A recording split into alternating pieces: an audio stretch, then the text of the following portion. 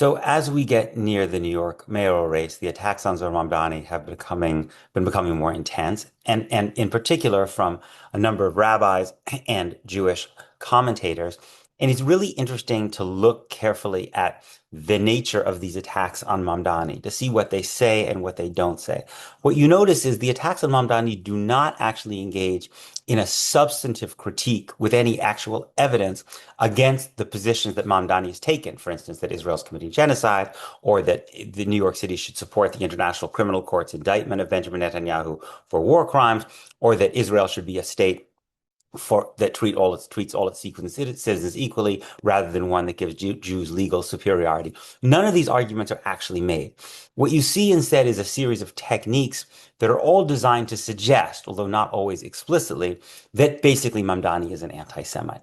And I think there are two particular ways that are worth noting about the way in which these claims of anti-Semitism are created. The first is that these critics, Jewish critics of Mamdani, posit that they speak for a Jewish consensus, a kind of Jewish pro-Israel consensus. And the fact that Mamdani is against that Jewish pro-Israel consensus is evidence that he has something against Jews, right?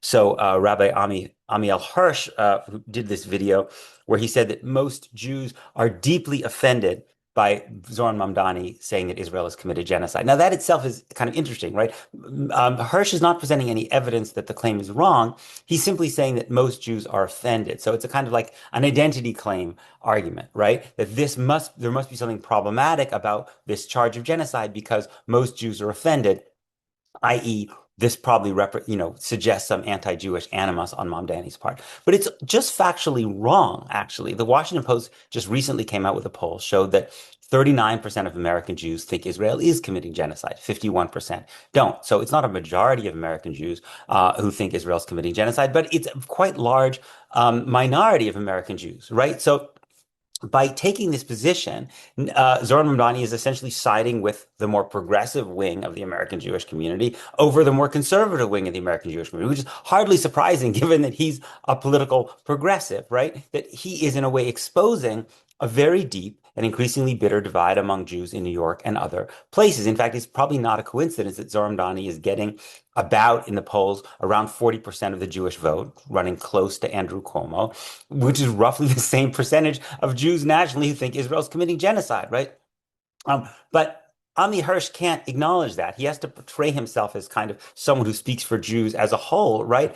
Even though nobody has elected him, right? That very few Jewish New Yorkers even know who he is. There's no reason to believe that he would have the right to do that, but he has to do it in order to suggest that by disagreeing with Amiel Hirsch, that Mamdani disagrees with the vast majority of Jews and therefore has something against Jews. Similarly, in his column in the New York Times, Bret Stephens acknowledges, to his credit, that a Fox News poll shows that Mamdani is winning 38% of the Jewish vote. But then he suggests that these voters must be setting aside whatever reservations they might have about the candidate's views on Israel. So the only way in which Bret Stephens can imagine that Jews would be supporting Mamdani is to think that they're doing so in spite of his views on Israel.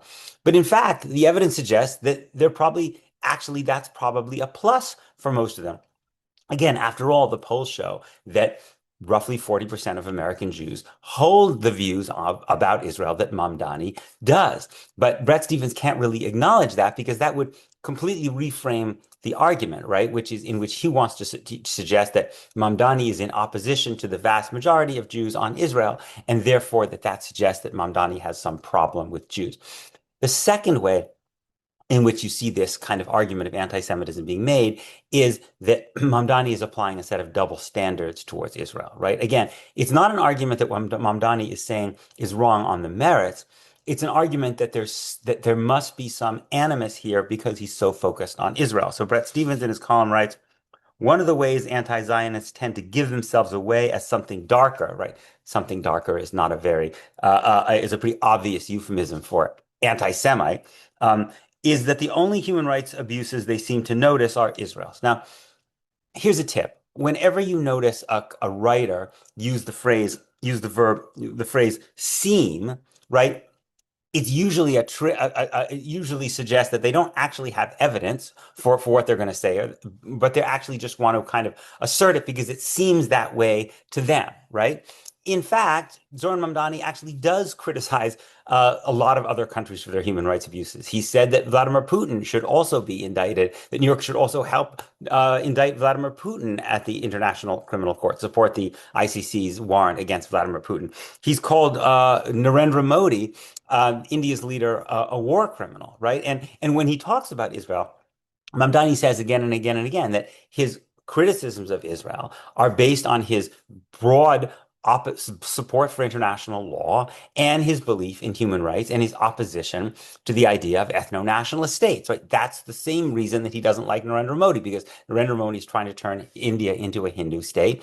Mamdani doesn't like the idea of states that are based on religious or ethnic or racial supremacy, which is why he opposes India being a Hindu state and Israel being a Jewish state. Right? It doesn't. There's actually pretty consistent in his world view. In fact, I think you probably find that Zohran Mamdani, if you looked at something like U.S. arms sales to foreign countries, that Zohran Mamdani would be much more critical of many dictatorships than many of his pro-Israel critics. Many of his pro-Israel critics are actually big fans at this point of the dictatorships in, for instance, Saudi Arabia, the United Arab Emirates, Egypt, because those governments are fairly supportive of Israel. Mamdani actually is the one who, in accordance with the Democratic Socialists of America, who've endorsed him, basically wants a radical reduction of arms sales to all dictatorships around the world. But the other thing is that the articles never acknowledge the possibility that one might speak more about Israel, right, and criticize Israel more for reasons that don't have to do with anti-Semitism. And here are a couple, right? And you don't have to be a rocket scientist to think these out. First of all, the United States gives far more money, far more military support to Israel than any other country, and much more diplomatic support, right? So, of course, it makes more sense if you're an American politician, to care more about the human rights abuses that are being committed with American tax dollars than those that aren't being committed with American tax dollars, right? It's also the case that Zohran Mamdani simply gets asked relentlessly about Israel, right? He doesn't get asked many questions about his views on the human rights condition in Myanmar. And that's partly because people like Bret Stephens and Amiel Hirsch don't focus their concerns about Myanmar, right? I mean, one of the things that drives me crazy about all these arguments that basically people like Zohran Mamdani are focusing too much on human rights abuses in Israel is that there's nothing stopping from Zohran Mamdani's critics from focusing their attention on human rights problems in Myanmar or Zimbabwe or Congo or Sudan or anyone else. But they're not actually interested in those subjects. What they're primarily interested in is defending Israel. And then because they defend, and in their defense of Israel, they attack Zohran Mamdani, and then Zohran Mamdani basically defends his views, and then they attack him for focusing too much attention on Israel, when they themselves are also far more interested in Israel, right, than those other countries. The double standards is always a tell, right? When you argue that the problem is that someone's subjecting you to double standards, it's a tell that you don't actually have a good defense of what you're doing, which is why virtually every government that's accused of human rights abuses sooner or later says that they're being subjected to a double standard, right?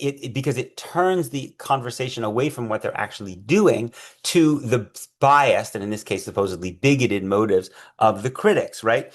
So, for instance, there was a world leader who said a couple of decades ago that we will not satisfy the world because it measures with a double standard. That was P.W. Botha, the Prime Minister of Apartheid South Africa, the President of Apartheid South Africa in the mid-1980s. This was actually, I remember, again, because my family grew up and my parents are South African, this was a constant claim by the apartheid government.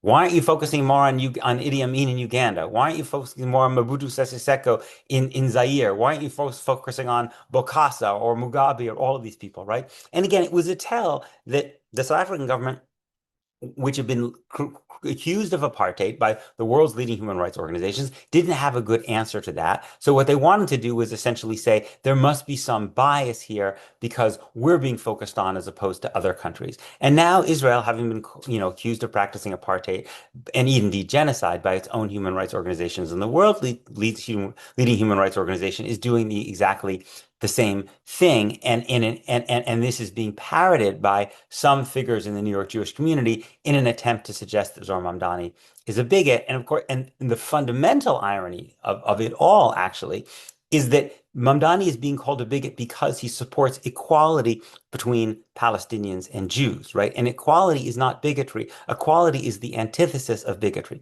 And the people who are accusing Zoran Mamdani of bigotry are doing so in order to preserve a system of Jewish supremacy, a system that is a system of institutionalized bigotry that has indeed been called apartheid by the world's leading human rights organizations. That's the kind of Orwellian turn behind this whole thing, to use the language of anti-bigotry to oppose equality and defend bigotry itself.